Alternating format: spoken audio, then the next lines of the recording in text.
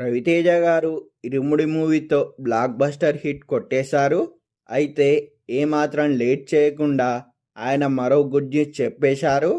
ఆయన చేస్తున్న తదుపరి చిత్రాన్ని ప్రకటించేశారు.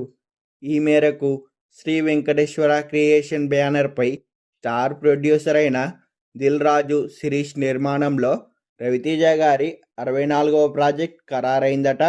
యంగ్ అండ్ టాలెంటెడ్ డైరెక్టర్ అయిన హసత్ గోలీ డైరెక్షన్లో రవితేజ గారు ఈ సినిమా చేస్తున్నారట.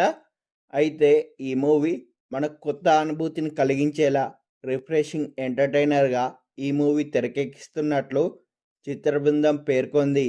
అంతేగాక ఈ సినిమాను 2027 జనవరి 14న సంక్రాంతి పండుగ కానుకగా గ్రాండ్గా రిలీజ్ చేయనున్నట్లు చిత్ర బృందం పేర్కొంది.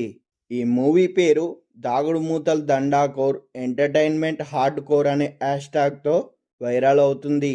ఇక ఈ క్రేజీ ప్రాజెక్ట్కి సంబంధించిన హీరోయిన్, మ్యూజిక్ డైరెక్టర్, ఇతర వివరాలు త్వరలోనే అధికారికంగా ప్రకటించనున్నారట.